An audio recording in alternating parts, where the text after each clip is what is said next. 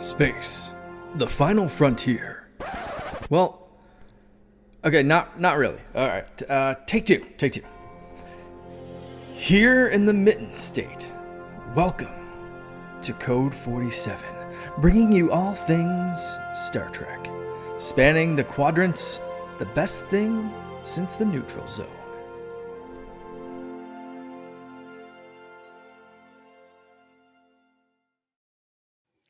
Back again in the final frontier. Oh, look, I got a new buzz phrase. For the Code 47 podcast on the Secret Friends Unite podcasting network. This is episode 117.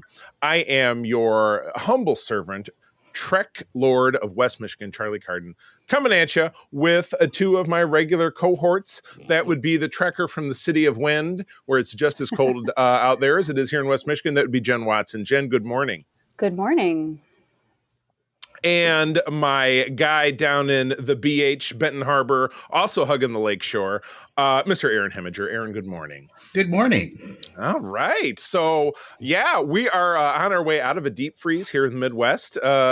Numbers next week are supposed to be unseasonably warm, so that works for me, especially since I travel so extensively for work. So that is all right. We'll be back up in the double digits. It'll be great. Ooh, man, I know. It's positive numbers. It practically feels like summertime. It's amazing. But we've done way more weather chat than we usually do on this show. That's usually what Oxford and I do on the main show because we're both old and old people like to talk about the weather. But before we get the ball rolling, quick summary. We are wrapping up our fantasy episode remakes of Star Trek, the original series, with our newly assembled fantasy cast. We're going to talk about season 3, and then we're going to get into continue to talk about the 4th season of Star Trek Voyager. But first and foremost, you got to pay the bills by talking about the Secret Friends Unite Patreon. If you visit patreon.com/Secret Friends Unite, you can actually give us a try for 1 week for free. And listen to fun, great content like the show that I run called The Facts Geek Life. Jen has joined me many times. Aaron, we got to get you on board. We take a classic series, a season of that show, and then 3 or 4 episodes, and we break it down in a fun and satirical way. As well as, offerings there by my partners, Todd Oxtra and Mark Carabin. We always like to give love to our top tier Patreons on the Friends with Benefits level. Corey and HD, John Sedorf, the awesome Phoenix Sisters cosplay that have a great event coming up next weekend, their virtual con, so please tune in. Brendan Myers, the Asian Sith mistress over on the Star Wars side, and longtime friend of the show, Matthew Keel. Top tier Patreons, our BFFs are Sean, Stella, and Henry Nias, the Nias family of the Twin Cities, and friend of the show and friend of yours and mine, Missy Merchant. So we are very grateful to all of you.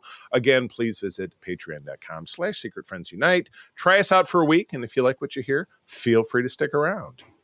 All right. Well, I scoured the interwebs, the digging deep looking for news, and I didn't find anything. Jen, you are our news hound since you're actually involved in, Star Trek journalism. Is there any story that I'm missing out on? I don't think so. Yeah, we're all just there was the Trek Talks 3 talk, right, that was held on YouTube. There was a lot of really cool information there. Cool. You can check that out on YouTube. Just interviews with a lot of cast members, but nothing really new as far as like release dates or anything. We still don't know when Prodigy season 2 is coming out. Right. But yeah, I know this. Yeah. This one piece of news that Discovery, the first episode of season 5, is going to get a rollout at South by Southwest, but that doesn't give us it does not give us an actual air date for the rest of us humans. So yeah. April, we know it's April. Yeah, we know it's April. April will be here before you know it, and the weather could potentially be warmer. But oh my God, we slipped back into talking about weather. Let's get the hell out of that, and we'll move into the first segment of our show where we will be talking about, as I said, the 3rd season of Star Trek, the original series, with our new fun fan cast. And I have one document. I've just kind of been pairing it backwards because I did all my first season picks and then 2 and then 3. So I have at least deleted up that far, but I did leave my casting picks below it because I knew eventually I would forget because, old. But let's get it rolling. So season 3, just to paint the picture, this was the, hey, we can kill it if we try season by NBC. They were like, we really want to get rid of this thing. We've tried to cancel it twice. hasn't worked out. Let's stick it Friday nights at 10 p.m. where no normal people, which is funny because Star Trek fans would stay home on Friday night at 10 p.m. to watch Star Trek. I know I would have in 1968.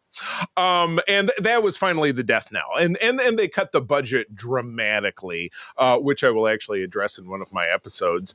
That is, and the writing staff, it shows. I think the writing staff changed. I know Gene Roddenberry had taken a big step back. There's a whole odyssey on quirks about season 3, and certainly feel free, you guys, to jump in. And then also to our listeners, hit us up over on Threads or certainly on the Secret Friends Unite Discord with your thoughts about season 3 and what went wrong. And of course the obvious answer, how could they have fixed it? Well, they could have just stayed on the air. And the famous story, and Jen, you can elaborate on this, or certainly Aaron as well, but it's my understanding in the aftermath of the cancellation, which happened spring, early summer of 1969, mere weeks before the moon landing, or the faked moon landing, if you're one of those people, but we're not going to address that. The real moon landing, as far as I'm concerned, was that a retabulation or a changing in a way that Nielsen ratings were looked at actually proved that this was the biggest hit that NBC had ever had. Yeah. But by then, hindsight is 2020, and there was nothing they could do about it. And then we limped our way into Star Trek: The Animated Series, which we will not be talking about again, unless it comes up in the new segment that we're going to start next week, because we do have to honor the system if it ends up coming up. But that's okay. All right, so let's get rolling. I'm going to start to my extreme right. I usually start to my extreme left. And I'm going to let Jen go first. Jen, what is your number one of 2 picks of episodes to be remade in the 3rd season? My number 1 pick is the Enterprise incident. That's my number 2 pick. So we can talk about it together. All right. But you go first because it's yours. I like this. I think that it can definitely be improved by some more of the updated technology and more updated costumes and everything, and some of the updated it's feminist for its time, because you have the female Romulan commander. Yeah, I thought she was great. Awesome. I watched it yesterday, so just awesome. Yeah. So I would really like to. I don't think it needs a lot of updates. It's one of these it's a good episode. So unlike my second pick, this is the good episode that I'm picking. I'm that I think just our second pick is the same. It's going to go. I think it can go in some really interesting places. It touches on some of the political stuff that's happening that is still somewhat relevant. I just like this one. I think it would be a good one to see redone. Yeah, no, I totally agree. This one did benefit greatly in 2006 for the 40th anniversary of the franchise, having all the external opticals replaced. So we got some, because originally it was the bastardization of the Klingon D7 with Spock's throwaway line, intelligent, because Scotty says, "Oh my God, that's a Klingon ship," as they had veered into the Romulan neutral zone. And he's like, "Well, that wouldn't be around here." And Spock, and it's like, this is painfully like, we cut the budget. Spock goes, "Well, intelligence reports are now showing Romulans using Klingon design." And I just took the palm of my hand and applied it to my forehead and said, you can do something with that to like explain that in a better way now and sort of deconstruct it and go into it. And that's one of the things that Strange New Worlds and Discovery to some extent does really well, is that it dives into some of these like budgetary sort of gaffes and goes, there's a reason for this. Right, absolutely. Cool. Absolutely. But at any rate, they did, at least at that time, clean that up. But in the scene where the Enterprise is surrounded by 3 vessels, the third one is Romulan bird of prey, which was new. And I thought that was totally awesome. And then even, when the Enterprise escapes from the 3 ships, it was a beautiful shot from Enterprise perspective, holding steady, and just the background behind it disappearing very rapidly. I thought that was a nice accomplishment. So, Aaron, we've left you totally cold. Since she and I are talking about the same episode, do you have thoughts on that episode, or did that not cross your horizon as you were doing I thought about it briefly, but I moved on to some other content that I was Totally fair. What are some other thoughts I had about it? Yeah, I did love the framework between seeing the rhyming commander and Spock interact was fantastic. Spock is he's just so incredibly unflappable. Just a reminder of what an incredible character it is, and then what an incredible portrayal that Leonard Nimoy brought to it. And Spock has kind of turned into the Batman of Star Trek. It's like there's a lot of different Spocks. Ooh, Batman of Star Trek. I think I may have just found an early contender for the episode name. In so much that there's been a lot of people who have portrayed him, and you can compare contrast. Michael Keaton was my Batman, or Christian Bale was my Batman, or yada yada yada. To me, you just kind of go back to the original. I don't think there will ever be a true contender for how Leonard Nimoy pulled this role off, and I think he did it here. In some ways, top 5 Spock moments or interactions or scenes, basically how he executed things with this. Yeah, Rhino I think Ethan Peck is doing a great job. Oh, I agree. He's amazing. He's without a doubt my number 2. Yeah, I totally agree. And then don't forget all the people who played young Spock in Star Trek 3. Nobody ever gives them any regard. I'm just kidding. Nobody really cares about that. Well, Aaron, let's move on, just because, like I said, we kind of put you in the back seat of this cab, and I apologize. Oh, it's okay. So why don't you take your time and give us your number one pick, while I put my tentative episode title into our flow. Go for it. What is your number 1? Okay, well, I had to think about this for a long time, and there was a lot of episodes I could pick. I finally decided, you know what? Let's just have some fun, and I picked this episode purely for superficial reasons. So my number 1 pick for this to see a remake would be the Tholian Web.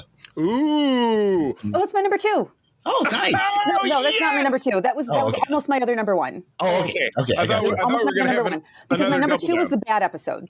Okay, my number 2 was my bad episode, so that was my other number 1. Sorry. So you went good bad. I appreciate that. This will be fun. All right, Aaron, please. Yeah, Tholian Web. I would love to see it by what I mean by superficial reasons. With all the technology and the CG that we have at our disposal, I would just love to see an update, because the Tholians are such an interesting and unique crystal-based species, and the technology that they use, like the web itself. We've seen a little bit about hinted at that in some older episodes, and Enterprise definitely took a run at it. Definitely brought them back, and they did a fantastic job. But I just wonder how much further can we push that now that it's 2024, and really do some cool stuff with it visually, and put our cast picks and the Strange New Worlds cast really through their paces in a very difficult situation. And again, there's an argument to be made. Don't mess with perfection, because it was such an iconic episode. But I just think it would be really fun to kind of re-explore it and just see what we can do today. Yeah, most definitely. So, all right. Well, I kind of glommed onto Jen's.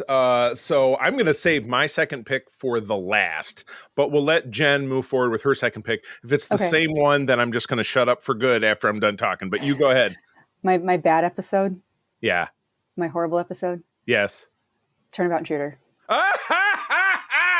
Oh, I didn't even have the Grambas to go for that one. So take it on. When we discussed this in our good bad episode, which I don't remember which number it was, but there was a lot of stuff that I brought up about how this would be so different if it was made today. And I think that it's, I think that you can take something really bad that did not go well and take elements of it and apply it to today. And I think that so the thing with this episode is you're not really retconning anything with it, because in the episode itself, they point out that Janice Lester is not a good candidate for a captain. It has nothing to do with her gender. Right. It's because she's not mentally well. And I would love to see a modern take on addressing the fact that she needs help. Because let me tell you, Paul Wesley's Kirk would be so much more empathetic and understanding. And it's nothing against William Shatner. It's the writing of the time that put these words in his mouth that were so just anti-empathetic and just like, oh, it's too bad she's a woman, blah, blah, blah. Right. I would really like to see a new modern take on how this episode addresses mental health and gender disparity and pointing out that there are women captains at this time. I really want to see it remade and sort of redeemed, I guess, because it's so awful. I absolutely love that. You are, if you're right, if you could, because what a fly stuck in amber this episode was. And it's the last episode. And it's the last one. Yeah. It has no feeling of the end of a series because it was, and you guys are done. And I mean, you'd have to dig in. And again, I have it's like, we have this extra episode left over after the moon landing and people are interested in space. Let's just throw this on the wall and see what happens. And it was bad. Right. It was bad. It was definitely bad. And it was, and not to say, this would have made all the difference in the world, but it really in the 70s, I owe a lot of my, livelihood to the women's lib movement because my parents got divorced in the late 70s. My mom was a stay-at-home mom but with college degrees. So she was able to go out and snag a lower paying job as a sales assistant that she worked up into in the 1980s, a great sales job that really actually paid for the house I live in because I live in the house I grew up in. So I owe a lot to women's lib, but this episode didn't make me feel that in the 23rd century, we didn't just say, screw it, Yeah. So it was, it was, but I am 100% simpatico with you about that. I think that they could do a lot of really amazing things by turning this around. So good pick.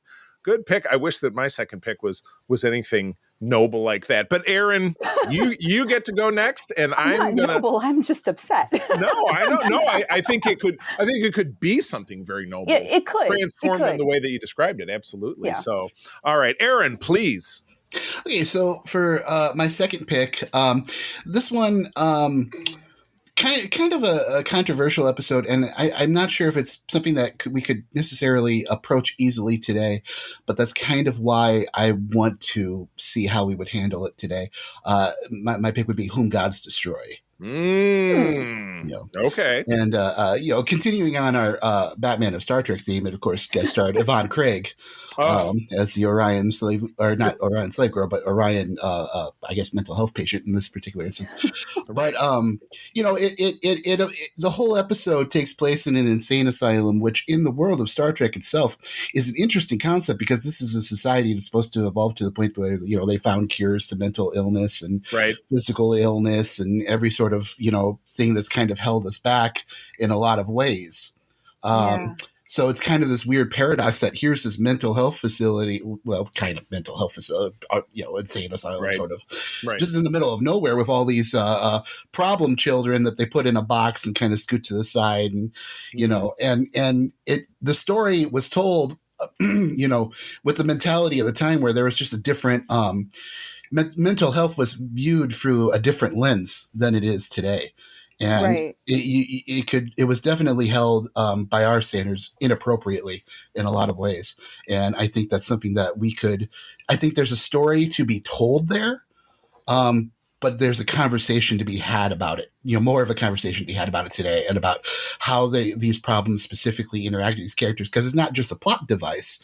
It's so intricate and so nuanced in so many ways what people go through on a regular basis, including, myself and my own struggles with mental health. Sure. I would just really like to see us approach that and have more of a conversation about the realities of that situation. Excellent. Very good. Well, you guys are making me feel pretty dumb because my last pick is nothing that has any great social commentary, but it was just an episode that I've always really loved for kind of no good reason. Actually, my number one pick was Spectre of the Gun. Because I found this to be one of the most egregious examples of, we don't have any money left, so let's go over to the Bonanza set. We'll take this wall and this walkway and these 5 costumes and maybe this hitching post, and we'll make an episode that, again, much like back in the Enterprise incident where Spock says, the Romulans are using the Klingon stuff now, that it's like, there's a line in this that says, Kirk says, it's very patchwork and there's this wall here and blah, blah, blah. And Spock, or I believe it was Spock, maybe one of the other characters said, potentially this is all they really needed to build the setting. And it's like the aliens, I think it was the Melkons, were, the Enterprise is flying through. They say, you guys are in our space. This is, an egregious disaster. We're going to have to enact a penance. And then they dump most of our cast, less Uhura. Oh, that means Uhura must have been running the ship. Or Sulu. Or one was captain, one was first officer. So there you go. While our characters were gone, because it was everybody but down there on the planet. And then they had to act out the gunfight at the OK Corral.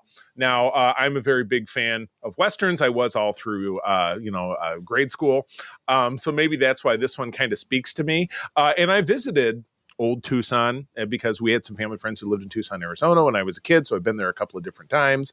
So this one really resonated with me, but why not go back? And again, I wouldn't say it's a fun episode since it involves, a life or death situation, but it's a very Star Trek kind of episode. Aliens, life or death situation. Our people have to figure out a way out of it that they don't get killed. And ultimately, it comes down to Batman solving this deal because at the end of it, they go all the way through this and they, Chekhov ends up dying in a gunfight prior to the conclusion of the episode, if you're not familiar with the episode.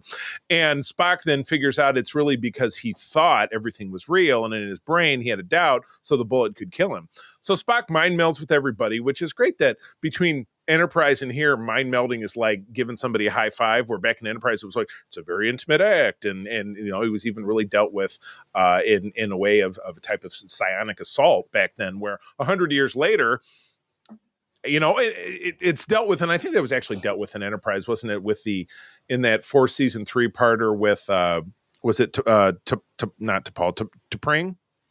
Who was in the Amok Time episode that was the one who presided over Spock's wedding, was a younger version T'Pel. of T'Pel, thank you. That the considering mind melding dirty was a part of high command propaganda, and so 100 years later, it's a nice normal plot device that they use to save our people. So we could remake this episode, and then it wouldn't have to be, well, there's only a part of a wall here and half of a walkway or half of a sidewalk or something. Or it could, because that's the conceit of the aliens plot. But it could still be a better half a wall. That's all I'm saying. It could. But I also like this idea because Strange New Worlds has done something already with the Elysian Kingdom. With that whole, let's use the random Renaissance fair costumes that we have laying around. Right. And they've turned it around to make, these are not just random Renaissance fair costumes laying around. They are gorgeous. Right. I've seen La'an's dress in person at Mission Chicago when they brought that in. Right. And it was I don't know who this character is, but this is amazing. And it's a dream dress. But anyway, I'm getting off the topic with my cosplay. No. You know what? I could absolutely see it either way. But again, the episode at its core, it's a great Star Trek premise, fits the bill. And then it's a great Star Trek solution employing the Batman of Star Trek, Mr. Spock. Now we've said that 3 or 4 times, so it's definitely he's got the pointy ears. It's Oh, they're just not they're on the side, not on the top. But it's okay. Big eared Batman. That's a catchphrase over on the Weekly Planet podcast, which is a podcast out of Australia that I'm a big fan of. I'm big eared Batman. Big eared Spock man, which is that Spock. If you're familiar with Mad Magazine, he was frequently drawn that way, like Alfred E. Newman, who is Jen. If I'm going over your head, let me know. Mad Magazine is more of a thing of my youth. I don't know. No, not so much. I'm familiar. I know. Okay, very good. Thank God. Yeah. Thank God. There's sometimes even doing these when I have younger guys on it, younger folks on here that I'm talking, and I'm like, but anyway, I think that would be pretty cool. So, okay, so that is the end of TOS. And again, I know in one of these prior segments we said, do you think this is really going to happen? Is there any chance? We know for a fact that Strange New Worlds season 3 is in production, and reminded of which because we've had 3, soon to be 4 cancellations off the Star Trek cruise, which April and I are going on in a month because the show's in production. Frakes canceled, Christina canceled, Celia canceled, which is such a bummer. She's one of the ones that I haven't met, and it was interesting when I met Anson Mount at Mission Chicago, Jen, as you were saying. It was so interesting because I don't know if it was the case, but he presented as someone who had not done this before, and he looked terrified, but he was still very gracious. But my point in bringing it up is immediately to his left, his right, my left, was Celia. And she was doing the same thing. And again, she was total unknown. The show hadn't come on yet. I had certainly, but she was so she had the total stage presence, talking, being. Well, she's got a Broadway career, so she's done like stage doors and meeting fans before. So like she would have that sort of poise also. So well, I mean, I wouldn't say that was universal, because then you get somebody like William Shatner who just doesn't, but he just doesn't care. But there's so I was looking forward to that. But anyway, so Strange New World, anyway, to get back to my point, Strange New Worlds now in production. We don't necessarily know how long that show is going to run. The new barometer for seasons, in the old days it was 7. Now we know Discovery is ending with 5. Could that mean that Strange New Worlds has 5 seasons in it? Who knows? But then, I think it'll go as long as the fans want it to go. I think Discovery was an experiment. Mm-hmm. I think it was a successful experiment personally, but that's not a universal opinion, and I recognize that. That's true. So, the polarization that Discovery brought on means that, 5 is kind of where it needs to be. And I also think Discovery, that timeline with Discovery and some of the characters are going to continue with the Starfleet Academy show.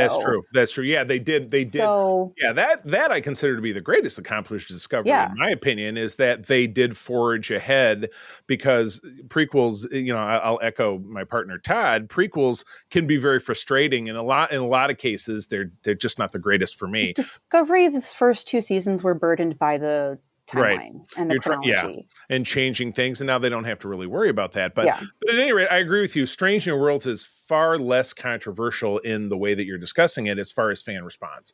Yeah. Everybody you're talking about the musical episode, but I loved it, you didn't, and that's kind of the end of that. Like, other than that, it's been sort of universally great. Right, exactly. So you're right. It could go the distance. It could go 7. It could go longer. I think so. And after that ends, I think we all feel here that there's a good chance that what we're talking about could come to fruition. We could take the characters who've already been cast. I'm sure none of our fan castings will mean anything at all, but they could plug in some other actors and move forward with making.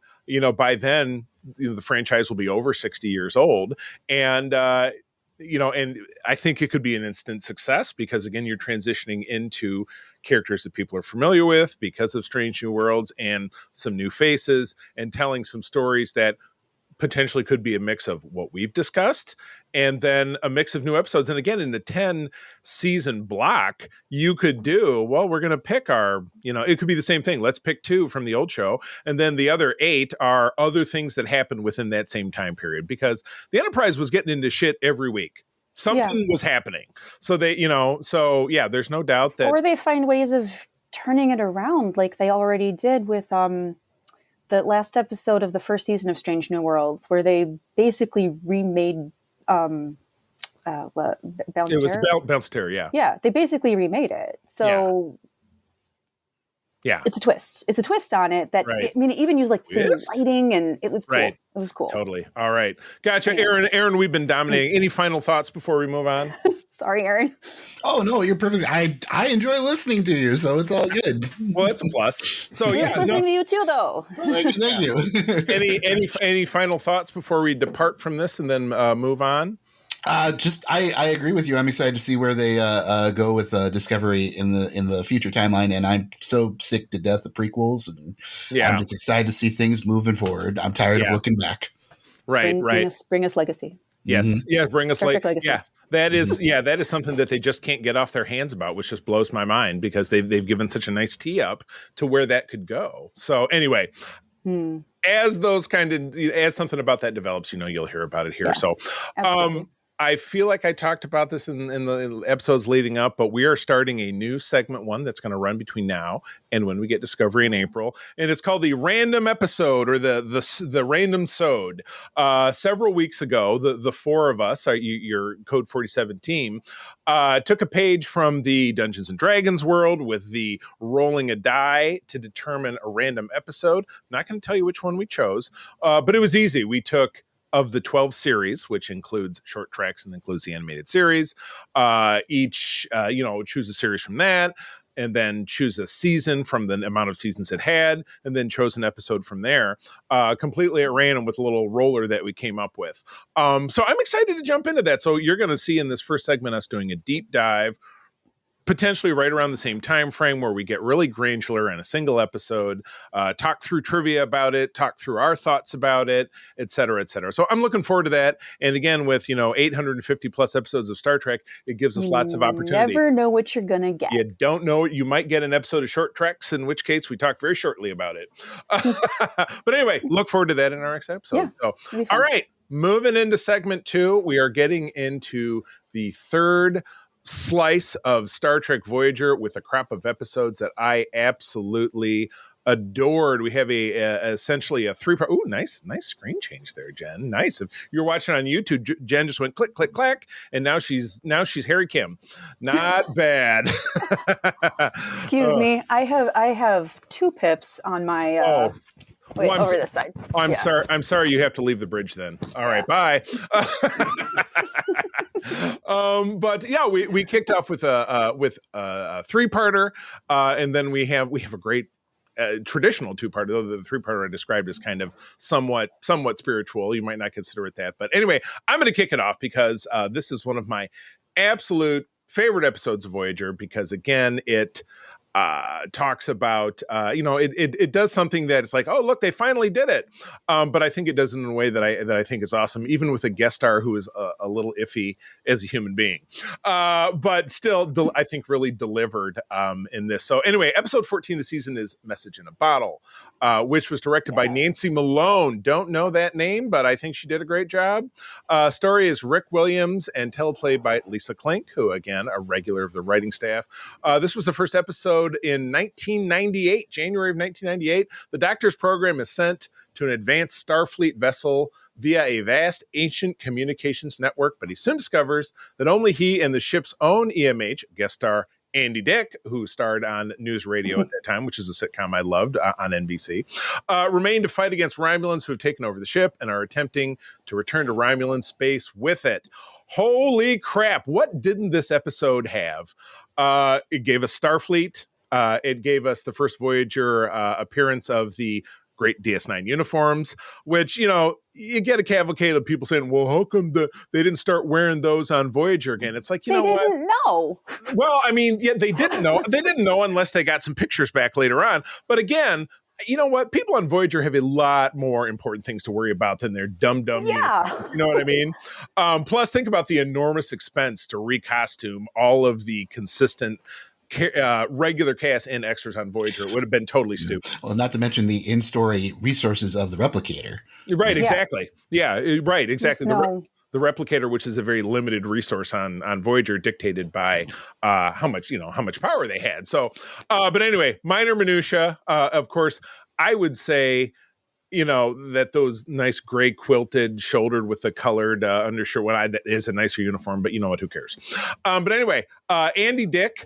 Who back in the 90s, he was just quirky. His behavior since then has, I think, pretty much gotten him canceled because I know I don't see him in anything anymore, but he's just really a genuinely weird and unbalanced individual. But what he did in this episode totally worked. He and Bob Picardo, and again, really looking forward to seeing Bob Picardo again on the cruise. He's a fun and wonderful, cool guy. But he absolutely shined in this episode. You get as far as guest cast, we get Judson Scott, who was Khan's lieutenant in Star Trek II, is the head Romulan. And then you get a great new ship, the Prometheus, multi-vector assault mode. The ship splits into 3 parts in battle. The ship is never really seen in action per se again, though. I think we do see it in passing in, I think maybe even the last episode of Voyager. I don't think we ever see it in DS9, if I'm not mistaken, but this one's one of my absolute favorites, without a doubt, because it has a lot of fun comedic moments in the interchanges between Andy Dick and Bob Picardo. And then it codas out with the button on the episode with Janeway, 60,000 light years feels a lot closer today, when the Doctor returns and says, Starfleet will never stop until they find a way to get you home. And I just kind of choked you up a little bit. So totally awesome episode. My God. But I think probably an early lead for my favorite. And also gives us an introduction to a villain which dominates this pack of episodes. And then we do continue to see intermittently throughout the rest of the series. So Aaron, your take. It was a fun episode. I really enjoyed seeing the play back and forth between the Doctor and the new EMH program played by Andy Dick. That was a lot of fun. And I was excited to see the uniforms. I was excited to hear them talking about the Dominion War. Right. Yeah. As a DS9 fan, that was exciting. Plus, getting an idea of how the two episodes line up. I tend to forget that these are happening concurrently. Right. A lot of the time, and it's really nice whenever you see the crossover. It gives the sense of it being such a more vast and bigger universe, and that was really exciting for me. Though I have to admit, with this episode, I got a little bit of a scare as a viewer because I got confused part of the way through, because I was like, "What are Romulans doing in the Delta Quadrant?" I clearly had missed something, and I was like watching it, and I'm like, "Am I dumb? What? I don't understand." I had to go back a couple times. Like, wait. Although not the first Romulan we saw on Voyager, we did have that episode in the first season where exactly, where the guy accidentally beamed through time and ended up on Voyager, and then they had to send him back. So, but yeah, it's funny because Voyager was a quote unquote network TV show on the UPN, one of the it's kind of sort of a networks back in the day. And then DS9 was in syndication. So there was definitely, I had a close friend of mine who definitely watched Voyager, but didn't really catch DS9 because it wasn't as readily accessible. It wasn't, it's on at Thursdays at night, at 8:00, and you can always check it in. When something is a syndication, it could be, it's on, Saturday night, unless there's a basketball game, and then it's on at 3:00 in the morning. So, there were a lot of people, and then plus DS9 was just a very different show. A lot of people didn't grab the vibe. We're all huge fans, but there are people out there who just didn't find it as accessible, where, Voyager was very much a spinoff, a cousin of TNG with the ship and the people and the alien of the week kind of thing happening. So, but anyway, so cool. All right, Jen. I like this episode. The comedy is good. I also really like that this sort of starts Voyager's experimentation with serialization. Prior to this, you did have a lot of episode of the week, alien of the week, whatever of the week. And with this, when you have the Doctor going and going back to the Alpha Quadrant and bringing and letting Starfleet know that Voyager is in fact out there, then in the subsequent episodes, you have the letters from home coming in, and you have people wondering about that. And it's stuff that goes all the way through, spoilers, but like to the Pathfinder episodes later on in Voyager. Right. Which is great because all of that really should have been instrumental in bringing them home. Again, spoilers, but like it was bringing hope to Voyager and bringing them another tether to the Alpha Quadrant, which I think that they needed in order for it to be more, like you said, Aaron, tied into the larger universe, because they're not being touched by the Dominion War or the new uniforms or anything else that's going on. So I liked that aspect of it to start tying everything together. And of course, the comedy is great. Seeing Bob Picardo's comedy chops in action here are wonderful. And the Doctor getting to be a hero also for one of the first times, starting that road of his program expanding further also. Like, you've seen bits of it starting to happen already, but it's good. It starts the character arcs. I enjoy this one quite a lot. Most def. Cool. All right. Well, with that, why don't you take us through episode 15, Jen? I don't have the flow up. Oh, demoted back to ensign. You just lost a pip. You bet. All right. Aaron gets 15. Or not. Aaron, you still with us, bud? Sorry. Yeah, I'm here. Sorry, I couldn't find my mouse. Okay. All right, here we go. Episode 15, Hunters.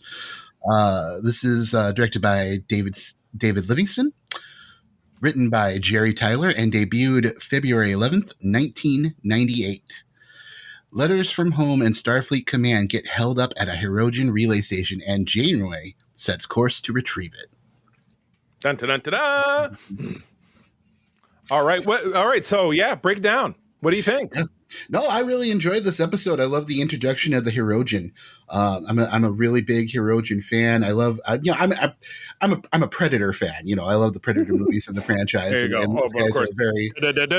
Get to the chopper. Oh Get yeah. Get to the shuttlecraft. Yeah, there's just something about the honor bound hunter code that I really get into, and I really enjoy these aliens.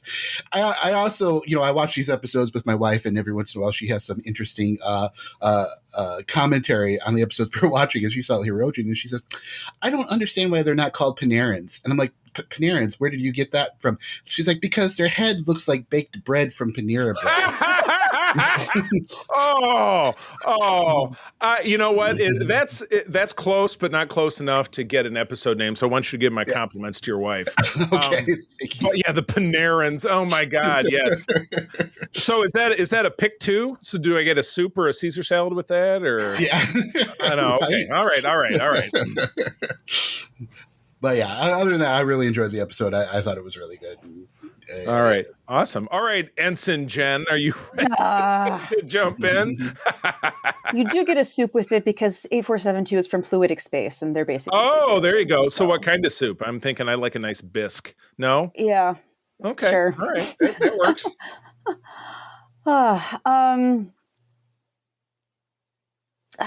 Hunters. Yeah. I swear I watched these this time. You said you did. Yeah, I did. I did. I don't really have much more to say about it other than, it's the Hirogen introduction. I mean, you have the Starfleet, you have Janeway assuming that they can just use this network like it's been abandoned.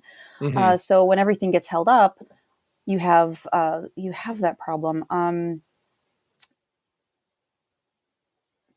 And some of the messages are missing too, right? So you don't have everyone. Right, and that spins. What's nice is that does spin on to in next episode we'll talk about in the season finale how that ends up being a factor because we've decoded it and and kind of what spins off from there. So yeah, I liked the brief glimpses into the people that are being missed back home. You don't have them talking a lot about the people that they have that they've left behind. Right. You hear a little bit about it early on. Janeway had a fiance, Harry Kim had a girlfriend. Paris's dad. And the Maquis. The Maquis was a big part of this. Yeah. Yeah. Because it was.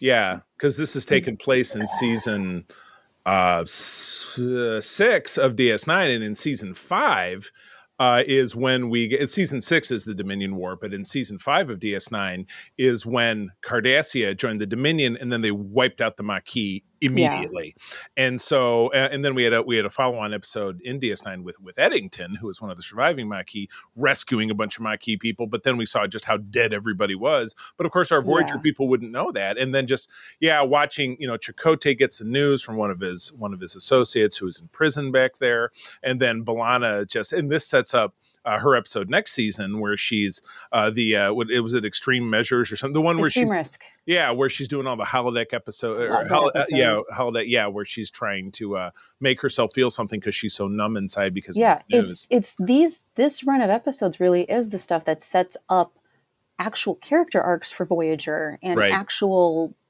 growth. And I have a theory as to why this starts in season 4. And I think it's because it's the introduction of Seven. And Seven of Nine as a character needs to have growth in order to work as a concept. Mm-hmm. You can't bring a Borg drone on and not have her grow or change at all. Right. So by her anchoring the point of change and saying that characters have to change and grow, everyone else follows in that and has it's a catalyst. Character arcs. Yeah. I mean, Tom and B'Elanna have already gotten together by this point. They're starting to, their relationship is developing, and it develops further from here. I loved Tom and B'Elanna's moment in this episode where he's comforting her. Like, he doesn't want to hear from home. Not really. He kind of does, but he doesn't. Right. And him comforting her when she admits that everyone is dead. Like, that moment between them was so touching. I liked that very much. And it was great to get a glimpse, and it's kind of a short change that later in this episode, even when Tom and his father see each other face to face across the screen. They don't interact. They never interact. But in this, we hear Tom saying, I have such a life on Voyager that nothing back home matters to me. And it's amazing to get that character insight into him, because he's our first Starfleet character that's really, not a great guy when we meet him, but has this great voyage, so to speak, where he stumbles along the way. But everyone does. Yeah. Like everyone gets redeemed. Right. Right. As Seven gets redeemed, Tom gets redeemed. Right. He's a completely different person by the end of the series. So is everyone. And you have a lot of critics of Voyager who say that they don't grow and change, but they do. It's there. Right. And a lot of it is because they are a family. They've all that they've got to each other. Right. So they have to rely on each other. And that breeds sort of unconditional love among them. Right. And I love it. Good. Yeah. Good deal. Awesome. There's my insight. All right, there you go. And now you're back. You're maybe halfway back to getting that. Maybe we'll make you a lieutenant junior grade. Maybe we can give you half for that one. All right. That was good. So now you can be Tom Paris. So go get a red one of those. All right. Well, let's move on. And then Jen, you can have, now that your flow is up, you can have episode 16. Episode 16, Prey. Directed by Alan Eastman, written by Brannon Braga, aired February 18th, 1998. Voyager rescues a Hirogen survivor who tells them that a new kind of prey is on the loose. Ooh, that sounds like a Thriller, it sounds like a pop song. A new kind of prey is on the loose. Dun dun dun dun dun. Dun dun dun dun dun. You see this white man dancing over here. There you go. Guest starring the incomparable Tony Todd, who I've told the story before, but in 2019, he stopped by our booth at Grand Rapids Comic-Con when I was away doing something else, reeking of weed smoke, hit on my wife, sat in the captain's chair, took some pictures, and then was gone. So I never got to see him. So that's my secondhand smoke Tony Todd experience. But anyway, So Jen, what do you think? What do you think about the episode?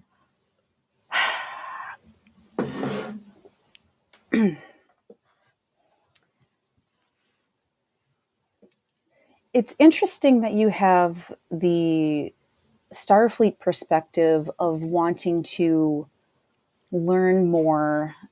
Seven is basically saying, destroy this immediately. We know about this. We know that this is going to be a problem for you, just as she did with Species 8472. So when you have 8472 and the Hirogen together, it's like, you have to get rid of this. This is going to be a problem. But you have the Starfleet curiosity and Janeway's curiosity specifically as a scientist who wants to learn more about what they're dealing with. And that sort of coming into conflict here too. So that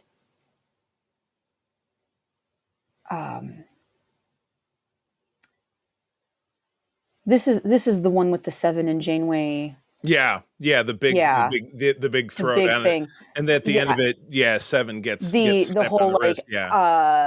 You want me to evolve into an individual, but only as long as I agree with you. Right. So to follow rules and follow the protocols. Yeah. And so she's like, I don't want to do that. That it's this episode. I keep thinking it's Omega Directive. That's that one, but it's this one.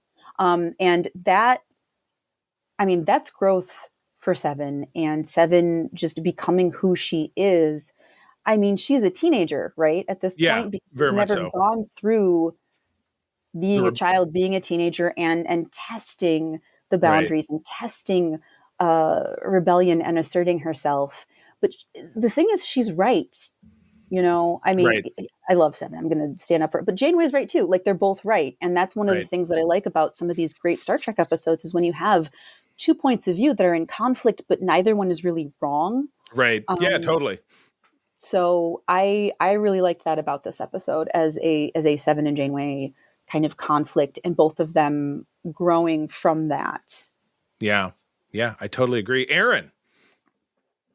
Yeah, I gotta say, really enjoyed seeing Candyman back on Star Trek again. It was a lot of fun. I'm becoming such a huge like I've always liked Tony Todd, but lately he's really just becoming one of my favorites. He just recently was in the Spider-Man 2 game as the voices of Venom, and now I just can't picture anybody else doing that character voice now. Right. It was so profound and awesome. His voice is incredible. Yeah. But I really love this episode. I really loved seeing his character and his determination and going up against, well, I know them as the Undying, but from playing Star Trek Online, but species 84. I can never remember the numbers.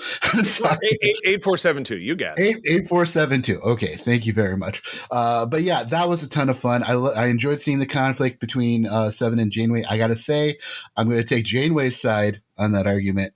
As a kind of proposal, because I kind of found myself agreeing with her more. I love her optimism, because at this point they don't know a lot about species 8472, and the fact that she was so open to the possibility that getting this creature home to its people could be an opportunity to open diplomatic relations. It's such a leap of faith, and it's the sort of thing you have to have when you're a captain, and I admire that mentality so much. And I kind of felt a little bit betrayed, as Janeway did, when 7 of 9 circumvented the orders and had it beamed to the Hirogen and that whole thing. I was like, no, what a missed opportunity. It is, but is Janeway projecting? Could because she also wants to get her people home. Yeah, that could be. But it's also, that's the thing about Starfleet, though. A lot of it, going into the unknown, seeking new worlds, is just a leap of faith. It is. And Janeway, absolutely. And Janeway is just so good at that. Like that's one of her strengths as a captain, is just the way she really encapsulates that concept. Mm-hmm. Most deaf. Awesome. And her having a scientist background is a huge part of that. Yeah. Oh, for sure. So, yeah. Big time. Cool. I like that they don't forget that. Yeah. In this. Mm-hmm. Yeah, and you're right. She's our first captain who is not a traditional well, I guess Picard not, but both like Sisko and Kirk are very swashbuckling, and I got a background and this and that, and where Picard's more the diplomat, where she's a merger of, hey, I can be the action hero if I need to, which we've seen very plainly in some episodes, but also I'm thoughtful and scientific, and I'm very, methodical about how I, do things and see things. And it's one of the reasons that makes her such a great character. I am in agreement. So, all right, well, let's move along to an episode that also has a lot of crazy connotations, I think. Retrospect. It's episode 17. Jesus Salvador Trevino, who is the director of Mortal Coil, which was the episode that we had on the watch party for the region last night. And we talked a little bit about his background. This is one of, I think, 5 episodes that he did for Voyager. Teleplay by Brian Fuller and Lisa Klink. Story by Andrew Shepard Price and Mark Gaberman from Feb of 98. After experiencing unsettling hallucinations or memories, Seven is hypnotized by the Doctor, whose analysis reveals a traitor might have extracted Borg technology from Seven without her consent. Wow.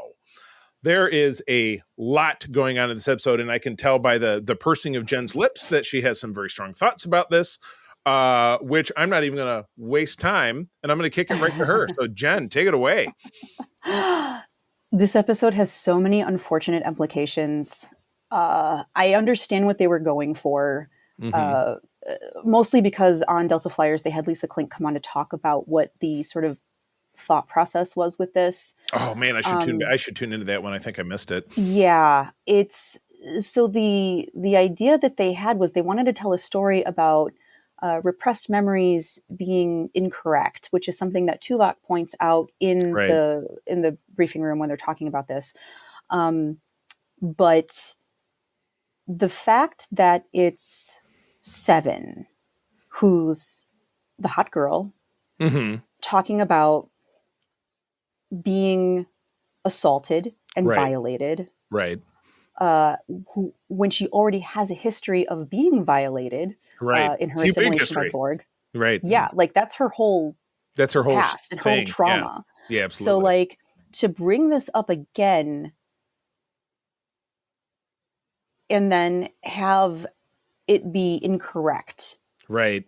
Yeah, I watched it with that kind of eye too, and particularly this character and his whole society being based on, well, if we're traitors, and if there's ever even the merest implication of impropriety, my career would be done for good. So right.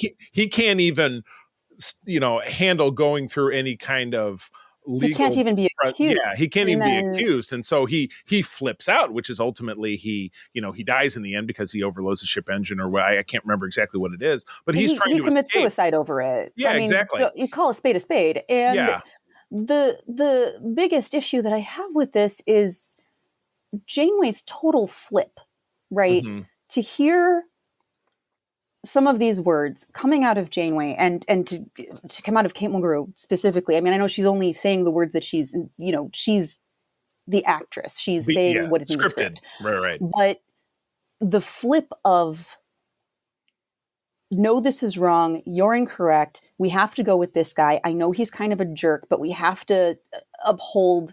It boggles my mind, the implications that this has of, we don't pay attention to victims. Mm-hmm. We don't listen to victims, because if the victim accuses someone of assaulting them, then their life is going to be ruined, and we're going to put all of the onus on the victim to prove. I mean, it's just all of this. The unfortunate implications of this episode really bug me. I hear you. Strike this episode from the record.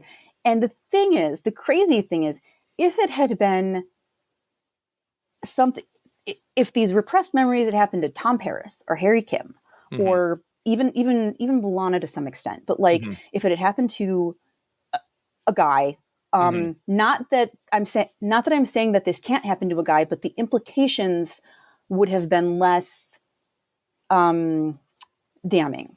Yeah. For the episode. Yeah. Obviously, the allegory would still be there, because mm-hmm. this does happen to men. I don't want to say that it doesn't, but overwhelmingly it's going to it's so problematic. It's very true. And, and some would a counterpoint argument that an episode like this, because it's so problematic, does really make you look at this kind of thing from a lot of different angles, without a doubt.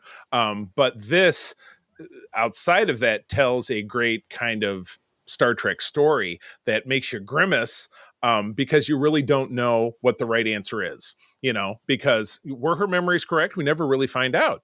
Could have been, should have been, whatever it is, that the implication is that they're not.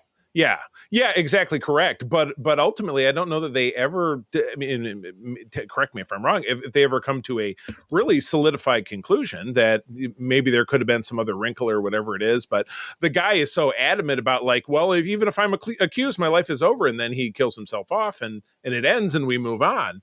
And the doctor's also adamant about it by saying that it's, this is absolutely correct. And it's it's not. Right. Necessarily, and then he says, "Well, I was so colored by believing you that that even I wasn't willing to be objective." I think was there's so much. So everyone's just out of character. Yeah, it doesn't work. It's a difficult one. It's a difficult one. So I think the counterpoint is, well, it really does make you think, but then again, maybe what it makes you think about is not something that is very comfortable or I don't know. You're right. We could pontificate. I just think in the wake of movements like Me Too, right. and more women stepping up and speaking about their experiences, we have to believe women and men when they talk about their experiences, and not put the onus on the victim, right. and just have it be fair. And I'm not saying that people don't just make stuff up sometimes they do. Mm-hmm. We never know. Right. And I mean, maybe that was the point of the episode, to say that we don't actually know. Right. I don't think that was the point of it. That's my reading on it, though. So I'm Aaron. Yes, please. Rambled enough. Take it away from us, please. Excellent points. And I got to say, I completely agree with everything that you're saying. But I do have kind of a different perspective on this. I'm coming at this from a slightly different angle. To me, this was very topical because, I'm very open about the fact that I'm very much into paranormal experiences and research. And this is a major issue when it comes to like UFOs and the alien abduction phenomenon. Yeah. That is a major discussion to be had, because there's a lot of people who say that the abduction experience itself is a manufacture of hypnotists, therapists going into the session with an agenda, Yeah. and when they go under the hypnotism, they're directing the memories and the experiences to reflect a certain angle or perspective. And that's why a lot of witnesses and experiencers of this who have gone under hypnosis were kind of finding that their testimony, you think, has less credibility. Unless we have a tape of the session where we can see specifically what was said. It's like, did the therapist have a bias going into this? Did they find a way to slant this? Did they word the questions in a certain way that it altered their memories in some way? Because a lot of people don't take hypnotism seriously. They just kind of think it's a woo-woo kind of thing. But there's a legitimate science to this, and it is possible. Absolutely. It is possible to obscure or alter memories if you don't know what you're doing. And in this situation, the doctor was trying this for the first time. Right. Expanding beyond his protocols and everything and trying something new. I don't think he was necessarily qualified to be attempting this experiment in the first place. Yeah. You're right. Yeah. Kind of angle there. I think that was probably the actual intent of the episode, was to say that there's a problem with hypnosis and manufactured memories, and it is an interesting phenomenon that memories can be manufactured. It's just that the content of those memories and the fact that it's happening to 7 of 9 is what makes it problematic. Yeah, absolutely. Retrospect, no pun intended. Oh, what a button in talking about this episode in a retrospect. Yeah, and there's so much about the memories and the science of memories and how the brain works and everything that we're still just beginning to understand in a lot of ways. It's interesting. I think it could have been pulled off better if it was either a different character or a different situation where it wasn't an assault, where it was I agree. Just something else. Right. Man, oh man, I love it. I love the conversations. Good stuff. So, well, thankfully, I'm gonna grab this next one because it's a two-parter, and again, it's one of my favorites. But thank God there is a shift in tone between this and kind of tilting us backwards into a more of an action focus. But we get it wasn't even a sweeps two-parter because it was in March. I'm like, come on, guys, push it out to May, get those ratings. But episodes 18 and 19 are The Killing Game. Directed by David Livingston and written by Braga and Minosky. So you got kind of the first string, the A squad doing these episodes. And this aired in a single night, March the 4th of 1998. The Hirogen have taken Voyager, and over a 3-week period, their implant devices are being used against the crew, making them believe they are characters within the holodecks being used for hunts. This says all set in World War II Europe, but that's not correct because we do see other programs going on, including a Klingon simulation. This was awesome, and we get thrown right into it. Our cold open is a Klingon fighting party. And we're just, there's just some regular Klingon stuff going on. And we cut back, and one of the Klingons is Janeway. And so you're figuring out what the hell's going on. And then there's a Hirogen, and he kills her or stabs her fatally. She falls down. And then he chirps in and he said, Holodeck 1, Janeway's been injured, beam her to sick bay, and then put her back in the other program or whatever. And so then, we kind of unfoil the plot line from there. The only crew member that we run into who's not part of the simulations is Harry Kim, because poor put upon Harry Kim. Oh my God. He is, getting beaten up, but he's in charge of running the holodecks and making sure that everything's going on while the Hirogen kind of, punch him in the face here and there for whatever. And then of course the doctor, who's in charge of keeping everybody alive and is stuck in the holodeck or stuck in sickbay. We get this really cool World War II simulation, which really dominates everything. And it's really the group that we see in the small town in France is the Maquis. The Maquis were the French resistance in World War II. I don't know a ton about it, but I do know that. Janeway being the lead character. 7 being, I think she's in French, her name is Chanteuse 7 of 9 or something. I don't know. There's a French saying of it if you read the notes. She's singing. I'm not sure if that was Jerry Lynn's singing voice, but I feel like it was. I think that was her. I read that somewhere upon a time. And you have Chakotay and Tom are both army officers who are looking to connect with the French resistance in order to take their town, because it's pivotal to moving on into Berlin and essentially ending the war in Europe. So really super cool. Eventually is 7, because she gets injured, the doctor is able to turn off her implant, so she's able to go back into the program and then work from within, and she's able to do the same thing and affect Janeway. So then the two of them can start working together, but everybody else still thinks they're part of the program. But through this, they're able to conquer their way out of the holodeck. You got another great appearance. The first of 2 appearances is by actor J. Paul Boehmer is his name. He appears as another Nazi in Enterprise in the season 4 opener. He's the Nazi who's holding Archer prisoner in the back of that truck as they're driving him away, when he ends up in alternate history World War II Europe, where the Nazis have conquered half of North America. So I guess that's a tough one as a casting choice. Like, hey, you look like a Nazi, buddy. What do you think about that? Poor guy. He also does play 7's Borg offspring in the episode. I think it's One or Drone. Drone or One. I don't know. I get the 2 confused, but it's in the beginning of season 6. This was what a rip-roaring awesome cosplay related. It's cosplay with because they all get to do this dress up and such. At the end, and at the end of it, we get a truce by which Janeway gives an optronic data cord to the Hirogen, because their ultimate goal was to master holodeck technology or hologram technology so that their hunts can become virtual, because the actual hunt is just kind of fracturing and destroying their society.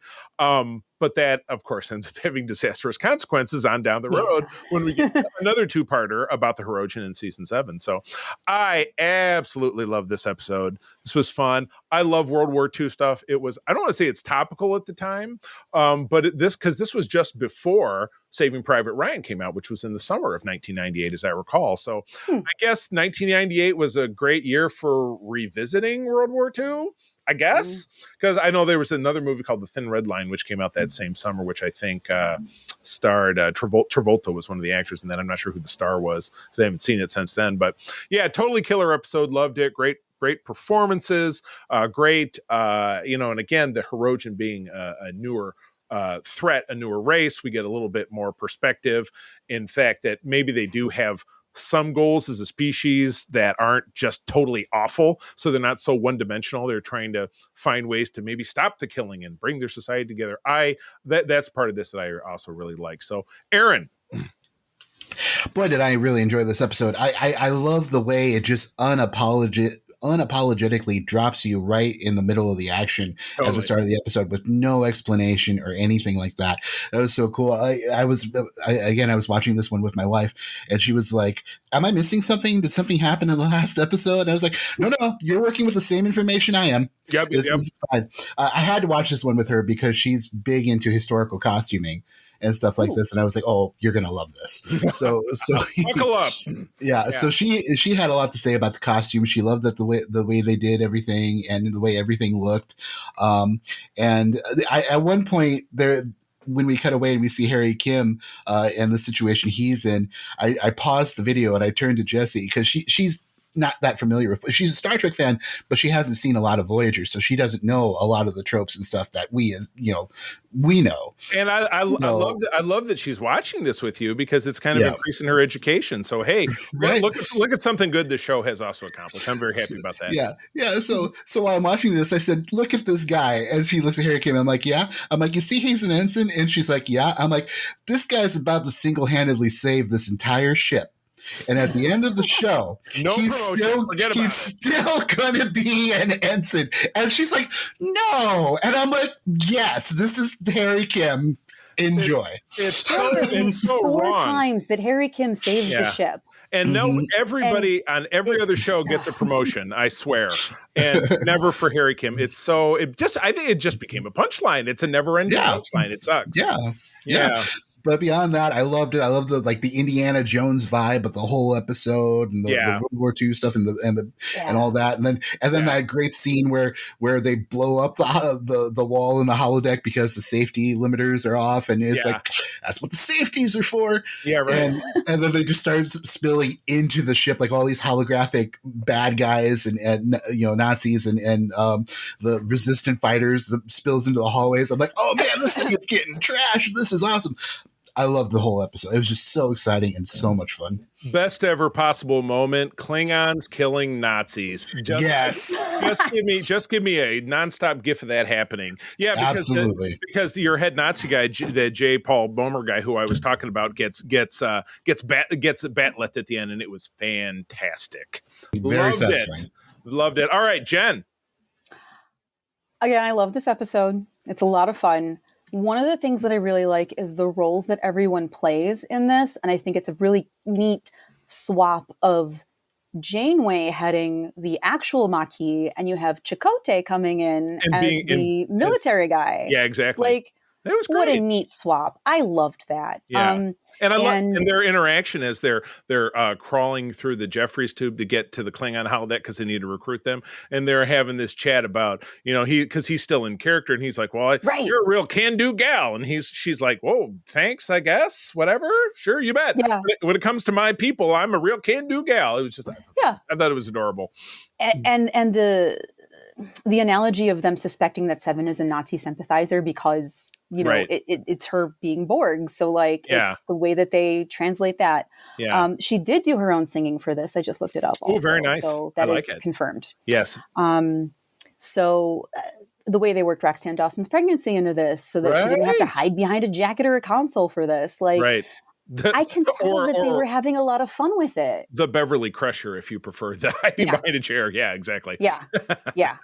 I do have a question though, and I don't know if anyone's going to have an answer for it. I'll try. But they make Janeway a Klingon for the Klingon holodeck thing. They make Neelix a Klingon for the Klingon holodeck thing. Why didn't they make Neelix or Tuvok human for the World War II thing?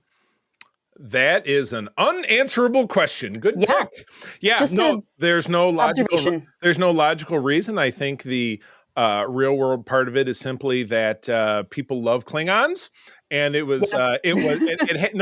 had good FaceTime value to take our characters and put them, because think about the season 5 opener for DS9, the Apocalypse Rising or whatever it was, where all of those characters became Klingons. That was really cool to see. Cisco is a Klingon, Odo is a Klingon. So logically speaking, there's no reason that what you're saying is correct. There is no explanation that I can think of.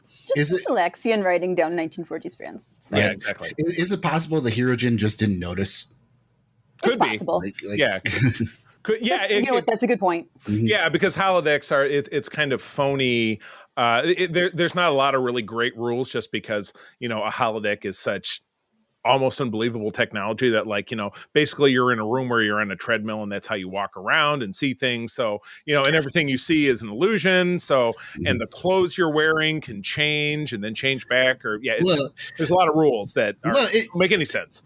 It's kind of like in Let That Be Your Last Battlefield, the classic TOS episode, with the white on the right side and the black on the left side. To them, as their species, it was such an astronomical difference. But Kirk, as an outsider looking at it, couldn't tell. He didn't notice. And I'm just wondering if that's a similar perspective that Hirogen said, so they didn't say anything, and the doctor wouldn't volunteer. Yeah, they really just wanted those people there so they could hunt and kill them, so they don't necessarily care. There's probably not a big... Okay. It's like the DS9 uniforms. Once our people see that they change, they're like, you know what? We don't care. We're not going to bother. Yeah. So, all right. Well, let's wrap it up with episode 20. Aaron, I think it's your turn. Okay. Episode 20. Vis-a-vis. This was written by Jesus Salvador Trevino. Directed. I am so sorry. Jesus Salvador Trevino, written by Robert Doherty, and this premiered on April 8th, 1998. And for the synopsis, an alien shuttle with a prototype propulsion system suddenly appears and requires assistance. Paris is restless and volunteers to help the pilot Steth repair the shuttle. With wacky results. Absolutely.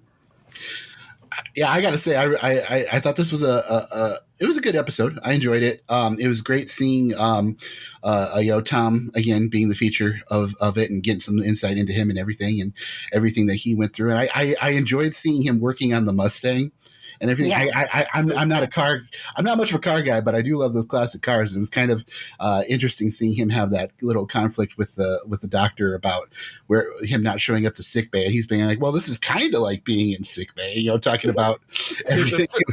the surgery he's doing on the carburetor or whatever. Yeah, and then the carburetor ended up coming into play, for the finale of the thing, because he it gave him this unique perspective when he was working on this alien engine.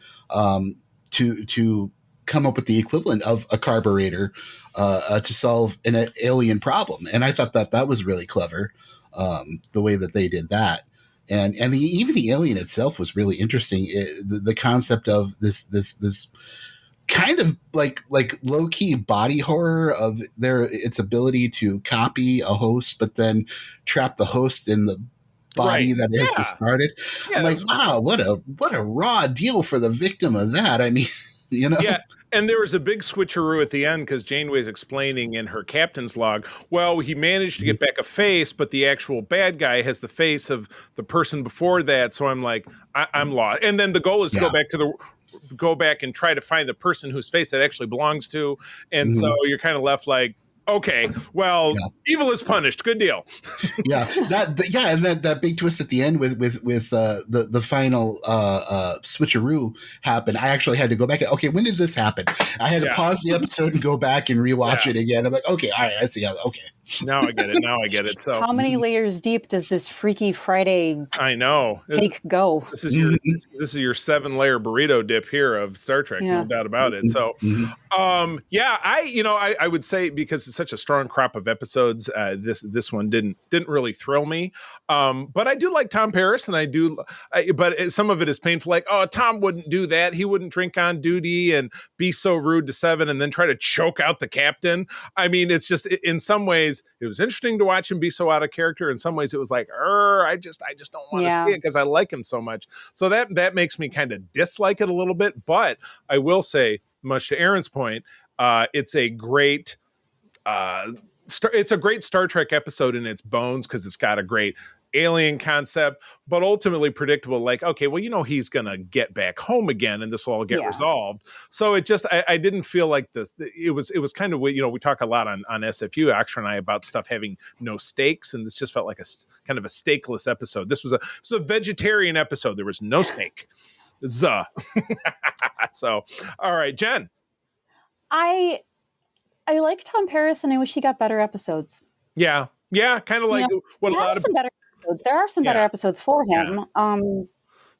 But this one did actually make my top 10 Tom Paris episodes list. It might have been number 10. Oh, okay. But I like that we have this insight into him and him working on the car. It's like, God, Tom Paris is such a nerd, right? Yeah. Like, perfect 20th century nerd, loving nerd stuff. Right?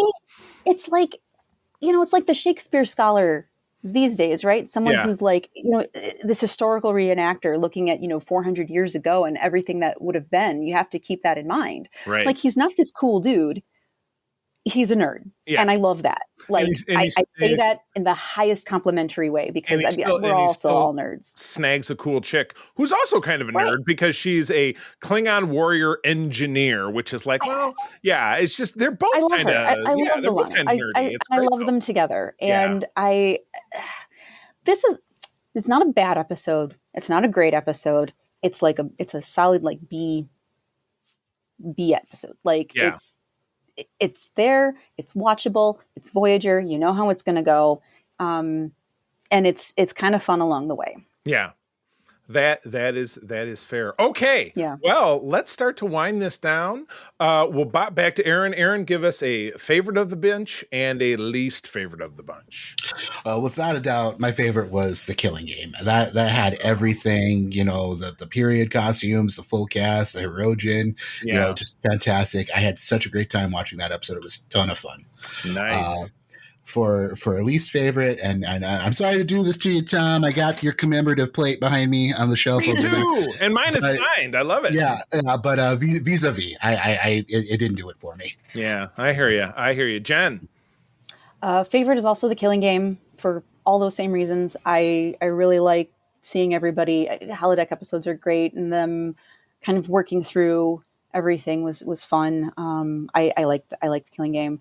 Least favorite is Retrospect, for all the reasons that I've already established. Exactly correct. I can't disagree with you. Well, while I did love The Killing Game, I do notch up Message in a Bottle a little bit higher just because I love the Alpha Quadrant touch. I love Bob Picardo, who, after having spent some time with him in real life, really like him as a person and loved his portrayal in this. And I love how it started, the role of everything, not only with Herodians, but then what portrays throughout the rest of the series with being able to talk to home and all that kind of good stuff. And then least favorite, Retrospect definitely made me think. So hard, but it was tough to watch. But I'm as I just said with Vis-a-Vis, I'm with Aaron. It was kind of a stakeless episode, predictable, and it's just like you said, watchable. But when held up to these other episodes, this other great crop of episodes, just does not pull it off for me. So, yeah. All right, okay, well that's a wrap, guys. Awesome. And I'm excited to jump in our next episode and start doing the random episode. And again, we won't tease for that. Eventually, if it takes off, maybe if we ever get some good feedback from our listeners, maybe we'll even let one of our Patreons do the role for us. Who knows? Oh, that would be fun. Yeah, that would be totally awesome. But we have our first, I think each one of us picked one, so we have the next 4 planned out. But when we get to the next one, yeah, I would be totally down with letting one of our esteemed Patreons roll the dice for us. But anyway, guys, thanks for joining as always. Aaron, where do people find you out there in the world? Well, you can find USS Rhapsody on Facebook and YouTube. Well, we don't have anything on YouTube yet, but we got stuff in the works soon. And we are on Instagram. And of course, check me out at GBMI, Facebook and YouTube as well. Totally awesome. Jen, what about you? I got a link tree. It's linktree.com/JenWatsonArt. There you will find links to my Facebook, Instagram, Etsy shop, Screen Rant articles, and a lot of other projects. I've got a t-shirt shop on TeePublic. Please buy my stuff. Yes, I know. Same thing with Secret Friends Unite. We also, it's always listed in our notes, we do also have a TeePublic shop. Every once in a while, somebody grabs something. But, well, cool. I can, of course, be found right here. But I'm over on Threads at C3Carpenter, spell it out. Also on Instagram. You can find me at the Secret Friends Unite Discord. That's where I spend a heck of a lot of my time. But my wife, April, and I do head up the USS Grand Petoskey. That is one of the biggest chapters of the International Star Trek fan club in the world. We are based here in West Michigan, but we have chapters all over Michigan, including my friend Aaron here down in Benton Harbor. But I also have the privilege of running Region 13 for SFI, which includes Michigan and Eastern Canada. If you're a Trekker within the sound of my voice, please visit sfi.org, USS Grand Petoskey, or our Region 13 website, which you can just Google because it has a WordPress name, and I'm not really good at that kind of stuff. And reach out to us. We would be very happy to get you connected with Trekkers where you live. So, friends, one more time, thank you for joining us. I'm going to tell you that sharing is caring, and to keep on trekking. Be the Starfleet you wish to see in the world. Remember, 1,000 stars means 1,000,000 maybes. This podcast is part of the Secret Friends Unite podcasting network. Visit secretfriendsunite.com for more great shows, articles, news, reviews, and more. Secret Friends Unite podcasts are available on Apple, Google, Spotify, and other podcast services around the world. If you'd like to be part of the conversation, you can join us on Facebook or our new Discord server, or follow at Secret Friends U on Twitter. Please subscribe to Secret Friends Unite on YouTube and visit our merch store at teepublic.com. Just search Secret Friends Unite. Thanks for listening.